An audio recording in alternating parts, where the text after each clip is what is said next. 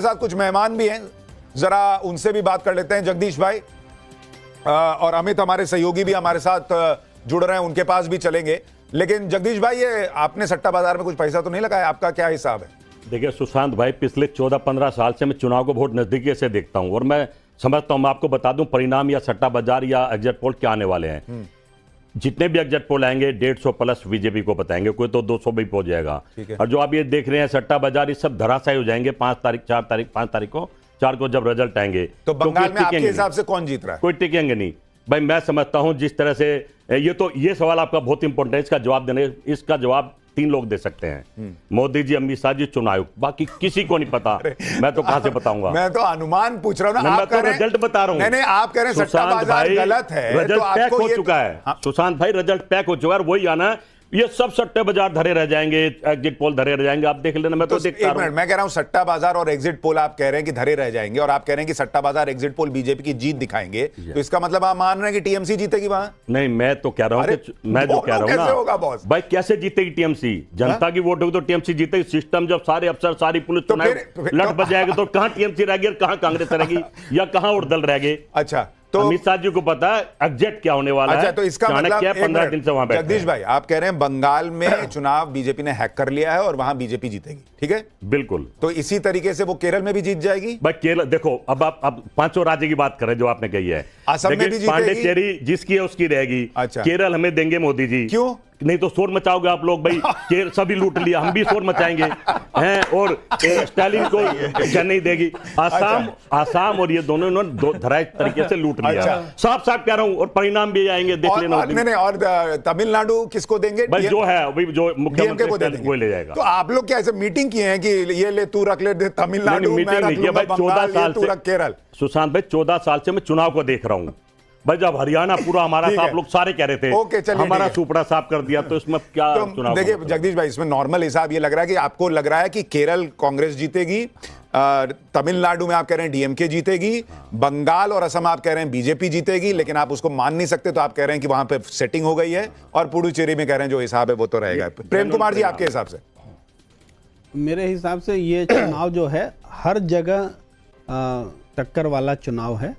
मतलब जीत हार तो प्रेडिक्ट करना मुझे नहीं लगता कि उचित है, क्योंकि हम तो ये जानते हैं कि लगातार चुनावों में बीजेपी की जीत की संभावना बताने वाले ज़्यादा सटीक विश्लेषक कहलाते हैं, और बीजेपी की हार बताने वाले जो हैं उनको तो ज्ञान छोड़िए ना प्रेम कुमार जी, इसको आप किसी के सर्टिफिकेट के मोहताज हैं। आप अपना बताइए ना, जिसको जो बोलना बोलेगा। आप अपना बताइए। आपको भी देखिए, आपकी अपनी ग्राउंड रिपोर्टिंग होगी, आपका फीडबैक आ रहा होगा, उसके हिसाब से बताइए भाई। मेरा भी गलत हो सकता है, आपका भी गलत हो सकता है, इसका लोड क्या लेना है? देखिए, केरल, तमिलनाडु, पुडुचेरी तो क्लियर है, बोली चुके, बात हो चुकी। जो है बंगाल और असम, तो बंगाल में केरल आप कह रहे हैं कांग्रेस जीत रही है? हाँ, डेफिनेटली। और तमिलनाडु आप कह रहे हैं डीएमके जीत रही है? पक्का, ठीक है। और बंगाल और असम? बंगाल में मेरे हिसाब से तृणमूल कांग्रेस ही आएगी। अच्छा। और असम में? और असम में नजदीकी मुकाबले में बीजेपी जीत जा सकती है। ठीक है। अवधेश जी? देखिए, जो बंगाल का चुनाव है वो सबका ध्यान सबसे ज्यादा वही है, क्योंकि बंगाल की जो बहुसंख्य जनाकांक्षा है, जो पीपुल्स एस्पिरेशन दिखाई दिया है, लोगों की आकांक्षाएं क्या है, उसमें व्यापक इसमें है कि ये सत्ता की जो पूरा कल्चर है ये बदलना चाहिए।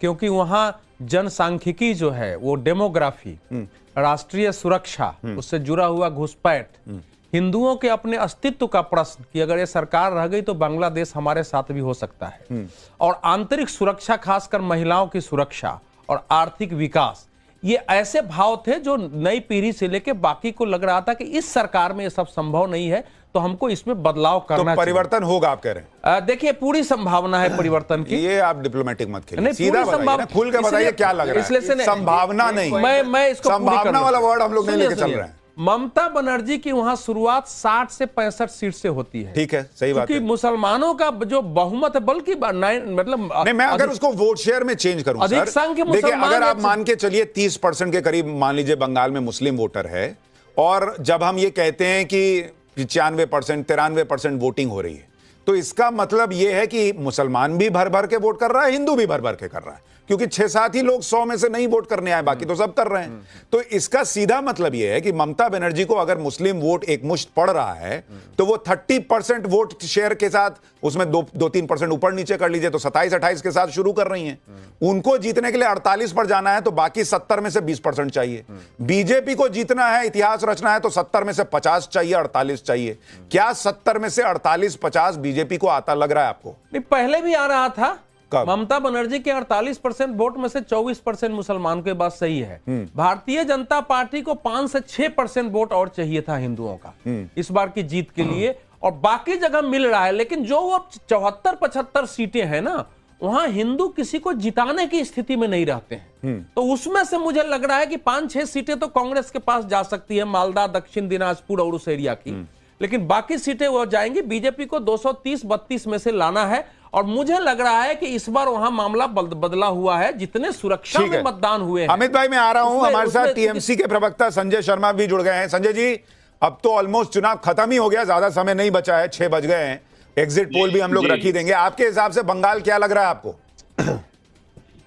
बंगाल तो मेरे हिसाब से, क्या पूरे बंगाल के हिसाब से दीदी का ही बंगाल है।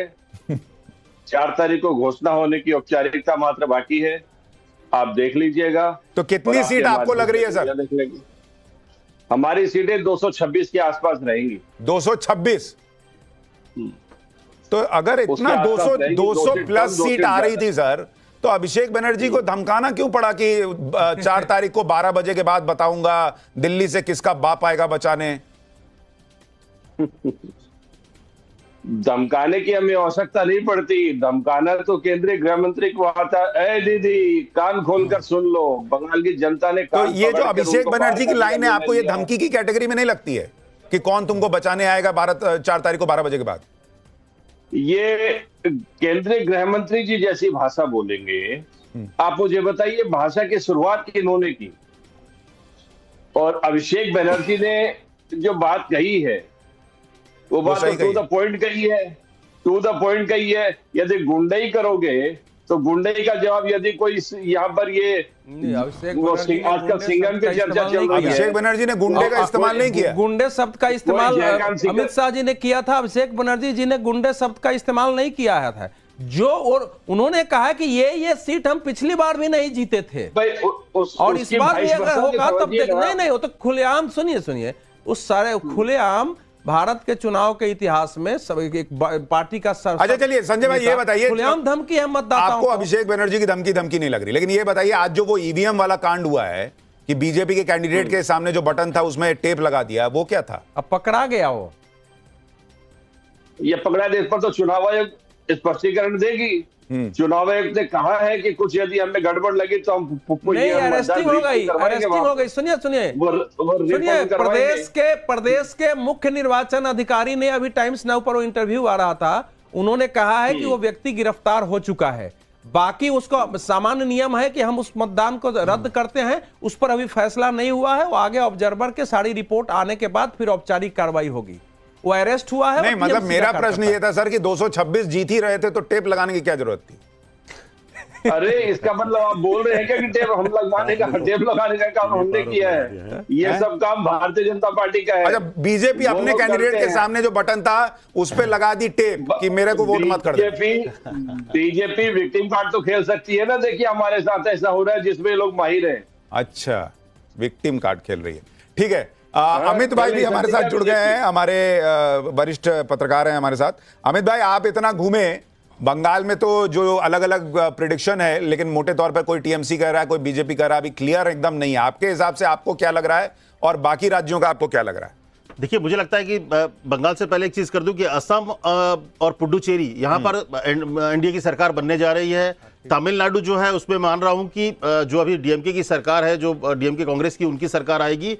और सबसे बड़ी बात कि केरल में जो है वो कांग्रेस, वहां पर बीजेपी अच्छा करेगी, 1 या 2 सीटें लेके आने की संभावना है। लेकिन अगर बंगाल की बात करिए तो मुझे लगता है कि बीजेपी के लिए इससे बेहतर माहौल नहीं हो सकता है कि जब लोग इस तरह से खुलकर सामने आए हैं।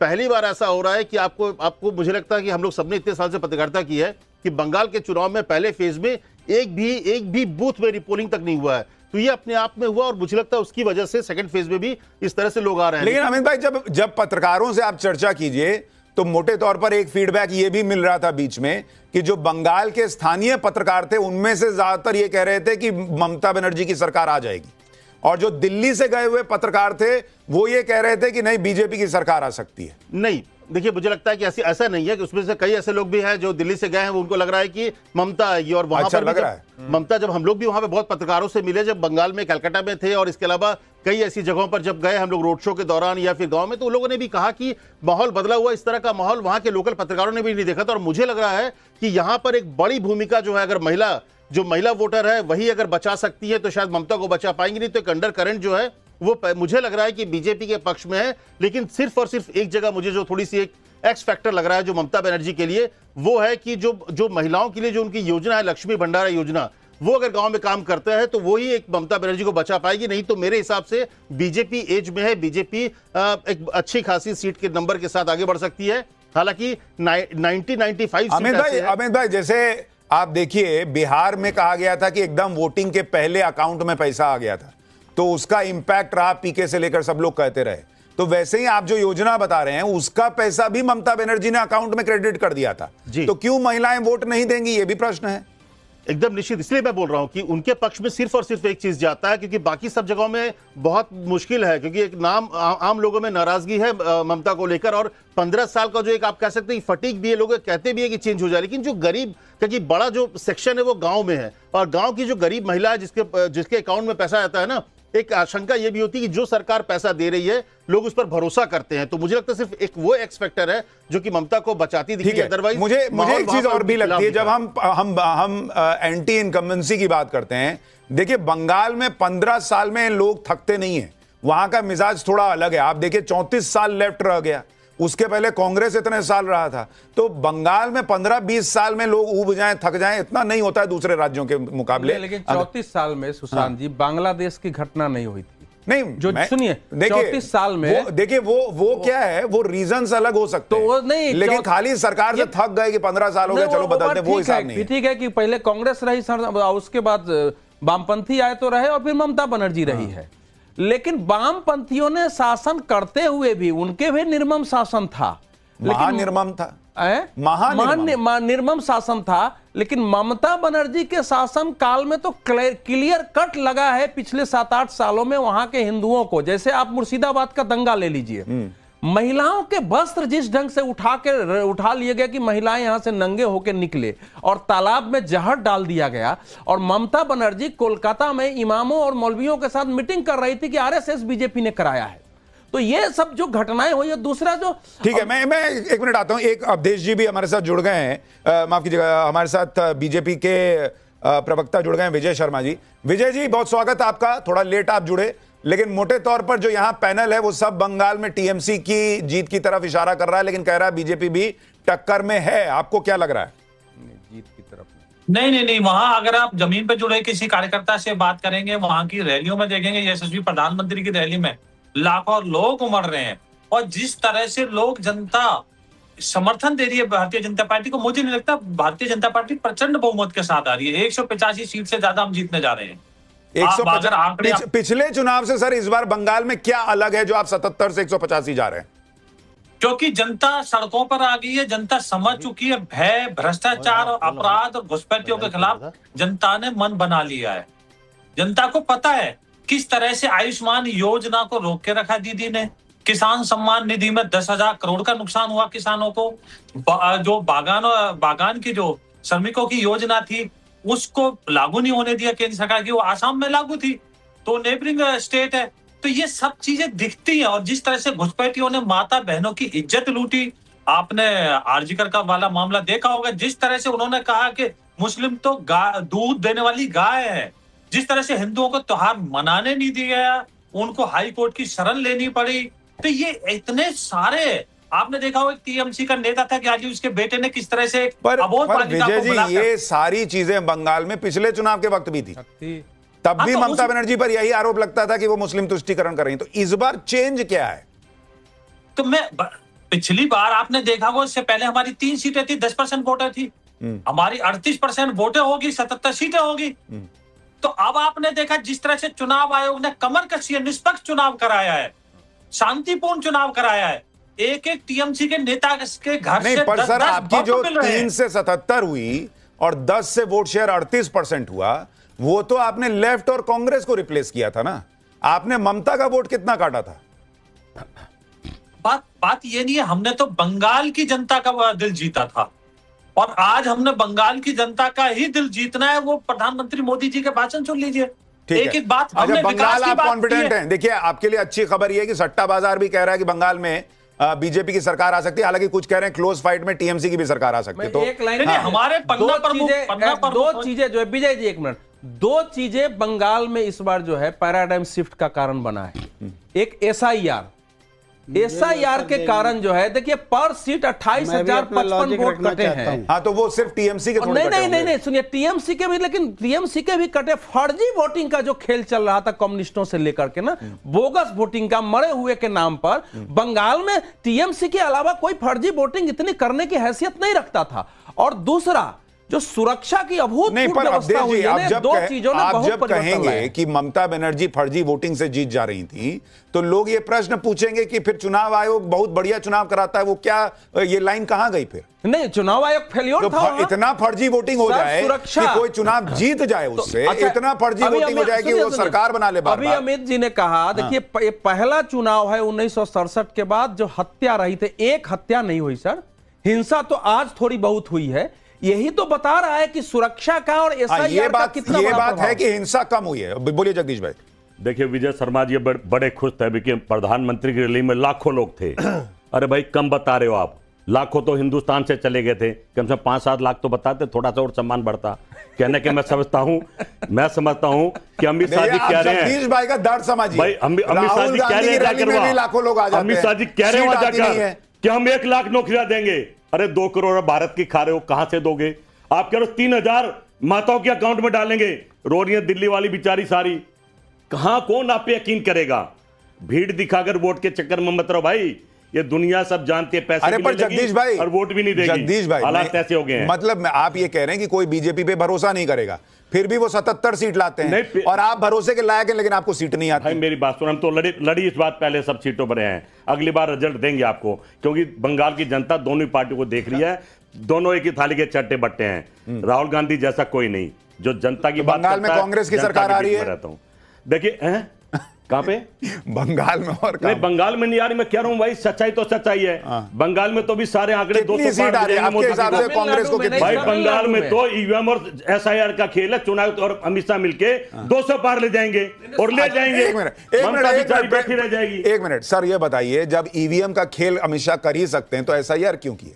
और भाई इस बार ईवीएम का नहीं है, इस बार एसआईआर का खेल है। पहले ईवीएम का था, सबसे पहले ईवीएम का विरोध मैं करता था। तो इस बार ईवीएम का नहीं है। आप लोग हंसते थे, पूरा देश कह रहा है उनसे लूटा। अब एसआईआर से लूटेंगे, हमारी वोट काट देना, उनकी बढ़ा देना।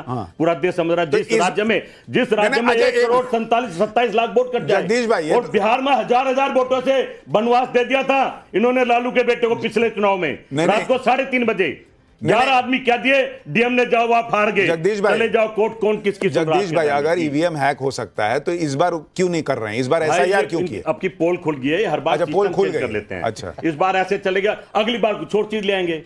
इनका सिस्टम है, पूरा साल पूरी बीजेपी लगाते दिमाग कि जनता को कैसे लूटा जाए दोनों हाथों से, और लूट रहे हैं। बताओ ना, आप लोग चिल्ला चिल्ला कर कहते हैं हरियाणा कांग्रेस सुपड़ा साहब बीजेपी का, और सुपड़ा साहब हमारा कर दिया, तो कहां वोट का मतलब रहेगा भाई, और कहां चुनाव का मतलब रहेगा? ममता 4 मई को संजय शर्मा जी जनता के बीच में पर आराम से चुनाव हुए हैं, लोगों ने अपने वोट डाले हैं, फॉल्स वोटिंग नहीं, एकदम नहीं हुई है।